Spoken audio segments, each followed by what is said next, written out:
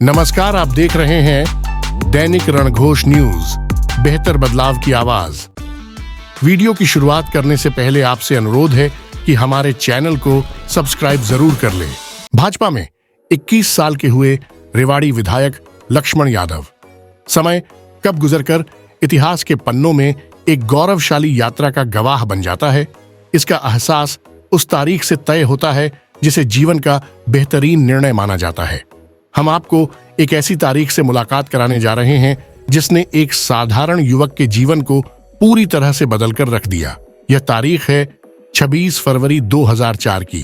इस दिन जिला रेवाड़ी के गांव छव्वा का एक युवक राजनीति गलियारों से होता हुआ रेवाड़ी शहर के राव तुलाराम पार्क में होने वाली भाजपा रैली के मंच पर नजर आया।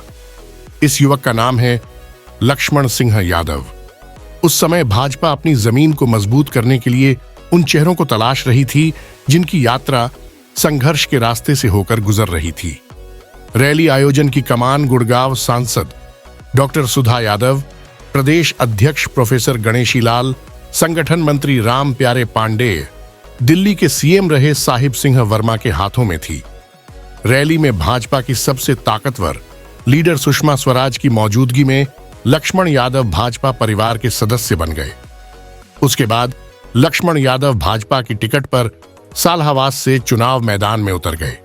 इस चुनाव में बेशक जीत नहीं मिली, लेकिन कोसली क्षेत्र को ऐसा नेता मिल गया जो साधारण परिवार से निकलकर ताकतवर चेहरों से दो हाथ रखने की ताकत रखता था।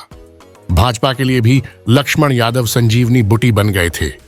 हाईकमान ने उन्हें 2009 में रेवाड़ी जिला अध्यक्ष की जिम्मेदारी सौंप दी।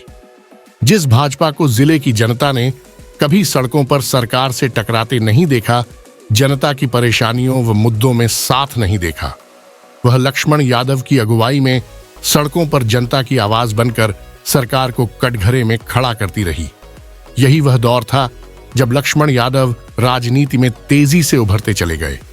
भाजपा हाईकमान ने उन्हें प्रदेश कार्यकारिणी में शामिल कर उनकी क्षमता का भरपूर फायदा उठाया। 3 साल जिला अध्यक्ष रहने के बाद 2012 में लक्ष्मण किसान मोर्चा के प्रदेश सचिव की बड़ी जिम्मेदारी से किसानों को भाजपा से जोड़ने में सफल रहे। 2009 में हरियाणा विधानसभा चुनाव ने दस्तक दी। इस बार परिसीमन के तहत कोसली पहली बार नई विधानसभा सीट के तौर पर अपने वजूद में आई। लक्ष्मण यादव जमीन से जुड़ी राजनीति को ही असली ताकत मानते आ रहे थे। उन्हें भरोसा था कि कोसली सीट पर उनकी दावेदारी को हाईकमान अनदेखा नहीं करेगा। यहां लक्ष्मण का सोचना गलत साबित हो गया। टिकट अलग वजहों से अनिल राव को मिल गई जो कभी जनता के बीच नहीं रहे। नतीजा, भाजपा ने इस सीट को खो दिया। लक्ष्मण यादव भाजपा की विचारधारा में पूरी तरह रस बस चुके थे, लिहाजा समर्पित कार्यकर्ता की तरह हाईकमान के आदेशों पर चलते रहे। 2014 में भी टिकट नहीं मिलने की निराशा ने भी इस नेता के धैर्य को तोड़ना चाहा, लेकिन मजबूत चट्टान की तरह पार्टी के साथ कदम ताल करते गए। इसी दौरान लक्ष्मण यादव को देश के 15 से ज्यादा राज्यों में चुनाव के दौरान बड़ी जिम्मेदारियां मिली, जिसे उन्होंने बखूबी निभाया। आखिरकार लक्ष्मण के धैर्य की जीत हुई। 2019 के चुनाव में भाजपा ने टिकट दिया तो लक्ष्मण ने 40,000 की शानदार वोटों से जीत हासिल कर भाजपा को कोसली से चौतरफा मजबूत कर दिया। इस तरह लक्ष्मण यादव ने गांव के पंच से राजनीति की शुरुआत करते हुए 2019 में विधायक बनकर यह साबित कर दिया कि संघर्ष करने वालों की कभी हार नहीं होती।